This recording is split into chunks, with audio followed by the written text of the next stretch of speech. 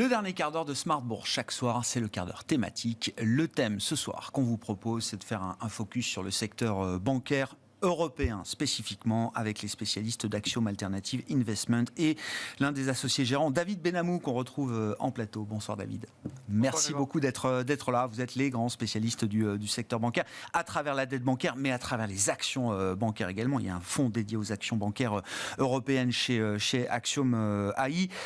Un mot déjà du secteur sur allez, on va dire sur les 18-24 derniers mois, si je redonne un petit peu la trajectoire, parce qu'il y a eu de très beaux moments pour le secteur bancaire depuis un peu plus de 2 ans maintenant. Le point bas du secteur Stoxx 600 Bank, donc l'indice de référence au sein du Stoxx 600 pour le secteur bancaire. Le point bas a été touché à l'automne 2020, je crois, un peu plus tard que le point bas de la pandémie de mars 2020. Ouais.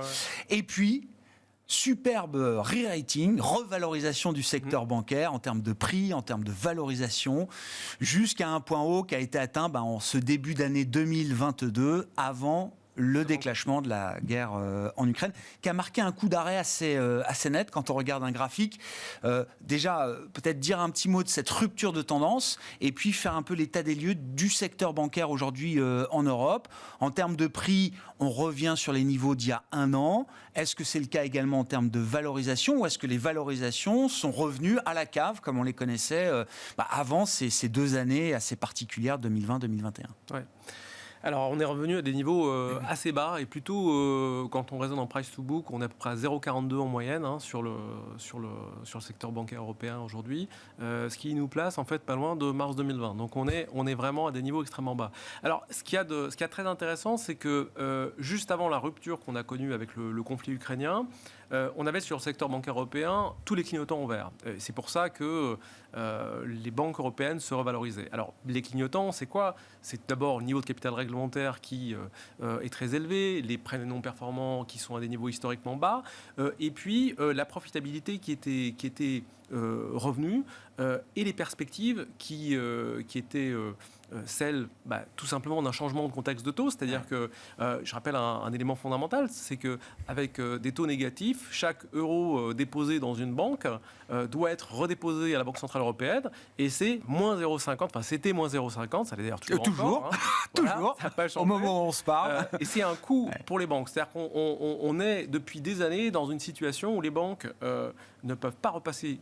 ce coût négatif à leurs clients, et la conséquence de ça, c'est qu'elles supportent un coût qui est très très important. Voilà. Donc on était dans ce contexte-là et on voyait cette perspective changer et les taux sortir du territoire négatif, et on sait que c'est une source vraiment de profitabilité très importante pour le secteur, parce que ça leur permet non seulement de ne plus perdre l'argent sur les dépôts, mais aussi de gagner en marge, parce qu'évidemment lorsqu'une banque capture des dépôts, elle va rémunérer les comptes, mais elle capture une marge entre les deux. C'est le métier de transformation naturel de la banque, la marge d'intérêt. Voilà, donc on avait de nouveau tous ces clignotants qui étaient ouverts. Le conflit ukrainien, alors il a fait plonger le secteur, d'abord dans je dirais une tendance ou une habitude assez classique qu'on a maintenant depuis quasiment une décennie. Dès que je dirais il y a un conflit, ou dès que les marchés éternuent un petit peu, le secteur bancaire prend en premier. C'est quoi, la mémoire de la grande crise financière, toujours? Oui, exactement. La méfiance, cette espèce de bêta plus important qu'a le secteur. Donc il y a eu ce réflexe-là qu'on a vu. Et puis après, c'est installé, je dirais, quasiment le détricotage de tout le scénario macroéconomique qui avait poussé les banques, la croissance, en tout cas, de la revalorisation du secteur, à savoir des risques de récession. Et puis, si on avance un petit peu dans le temps, aussi une très difficile compréhension de ce qu'allaient faire les banques centrales, avec 2 scénarios possibles, soit un coup d'arrêt très très fort en montant les taux directeurs au-dessus des niveaux d'inflation, tout simplement, ou alors un ralentissement, tout simplement. Et là, depuis des mois, on voit le marché qui oscille entre ces deux scénarios. Ouais.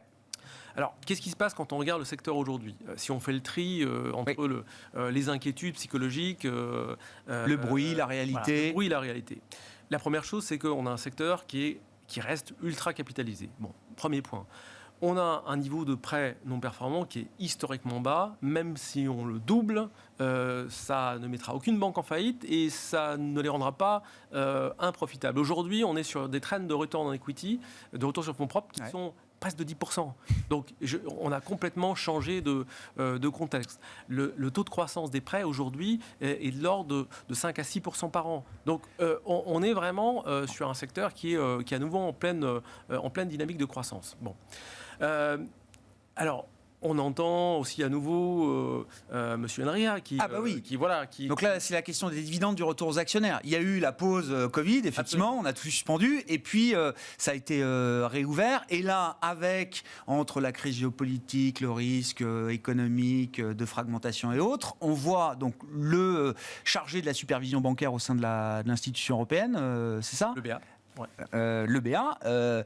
Nous dire de manière répétée depuis quelques jours, quelques semaines, attention, il faut regarder vos trajectoires de fonds propres, regarder votre politique de distribution, il faut que vous soyez en ordre de bataille pour ce qu'on appellera une récession économique, pour dire les choses. Alors d'abord, c'est toujours assez compliqué de comprendre ce qui se passe disons, sur le secteur bancaire européen, puisque on a des rôles qui sont divisés, les uns parlent, les autres aussi, donc c'est toujours un petit peu difficile de comprendre. Alors Monsieur Enria, il a tout le torpeur. Donc c'est pas compliqué, lui il est toujours inquiet. Donc, c'est un peu le rôle d'un superviseur, mais bon. Donc c'est pas étonnant de le voir dans cette posture. Ouais. Alors après, lorsqu'on regarde par exemple les anticipations aujourd'hui, les dividendes futurs, on est déjà avec une décote supérieure à 50%. Alors qu'en réalité, le marché anticipe que seulement 50% des dividendes prévus seront versés par les banques. Exactement. Donc voilà, aujourd'hui, le rendement sur dividendes tel que les banques ont prévu de le verser est à peu près de 8% en moyenne. Hein. Et il faut rajouter à ça les programmes de rachat d'actions. Alors, il y a peut-être une question sur les programmes de rachat d'actions. Si on ajoute les programmes de rachat d'actions et que la BCE laisse les banques mener à bien ces programmes, on va monter à peu près à 12 de rendement boursier. Donc, c'est énorme. Donc, voilà. Donc, aujourd'hui, on a des niveaux qui sont très bas, avec des inquiétudes qui sont légitimes, mais que nous, on considère comme relativement exagérées. Est-ce que la psychologie de marché, et c'est vrai que pour l'instant, c'est difficile d'avoir beaucoup de visibilité sur la trajectoire de croissance de la zone euro, il y a beaucoup de facteurs qui ne sont pas entre les mains d'ailleurs des économistes, liés à la crise géopolitique, etc. Et dans ce contexte de marché, effectivement, la psychologie, vous l'avez dit vous-même, fait qu'on est tout de suite averse au risque, et quand on regarde le secteur bancaire, c'est un des secteurs avec le plus de bêta, de sensibilité au marché, c'est le truc qu'on n'a pas envie d'avoir. Est-ce que les éléments fondamentaux que vous citez peuvent néanmoins l'emporter, inciter quand même certains investisseurs à se tourner vers ce secteur, malgré un contexte politique, économique qui semble assez adverse pour ce type d'investissement aujourd'hui? Autrement dit, que vous demandent vos clients aujourd'hui, David? Alors absolument. Et ça, c'est tout à fait intéressant, c'est que malgré ce contexte, malgré ces inquiétudes, aujourd'hui, notre fonds Action European Bank Equity, est le premier collecteur, c'est celui qui a récolté le plus de souscriptions depuis le début de l'année. Des fonds sur toute la gamme. Absolument.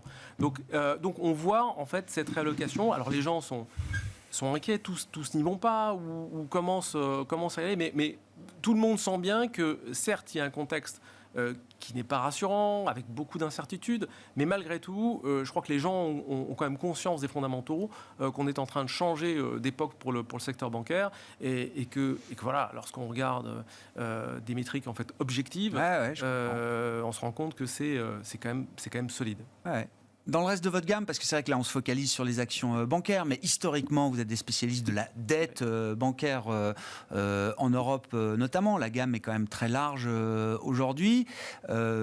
Sur la collecte que vous enregistrez une collecte nette positive depuis le début de l'année, David, donc une bonne partie va sur les actions.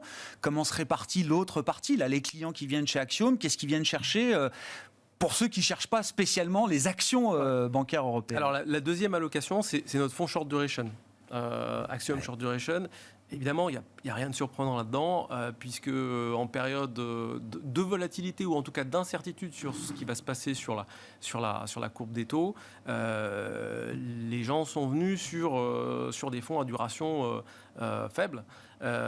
Et bon, comme le portefeuille était très très en cash en fait depuis le début de l'année, il a relativement bien résisté à la baisse, et donc là On profite des opportunités de marché. On arrive sur des rendements aujourd'hui pour ce fonds qui est short duration de 4,7%. Donc Ah oui. Ouais. Et ça, c'est pour des clients qui cherchent quoi, à placer leur argent pour quelque temps, tactiquement, sans essayer d'en perdre, justement. Je crois qu'il y a deux optiques. Il y a ceux qui viennent parce qu'ils savent pas exactement quoi faire, donc ils voient que le fonds en fait a une volatilité historique qui est faible et une duration faible, donc c'est pour eux, je dirais, temporaire en attendant de redéployer.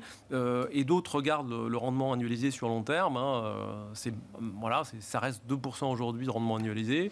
Et c'est ce que ce fonds est censé faire. Donc voilà, il y a vraiment, on a les deux utilisations, mais en tout cas beaucoup de souscriptions, d'engouement pour cette stratégie. Ouais.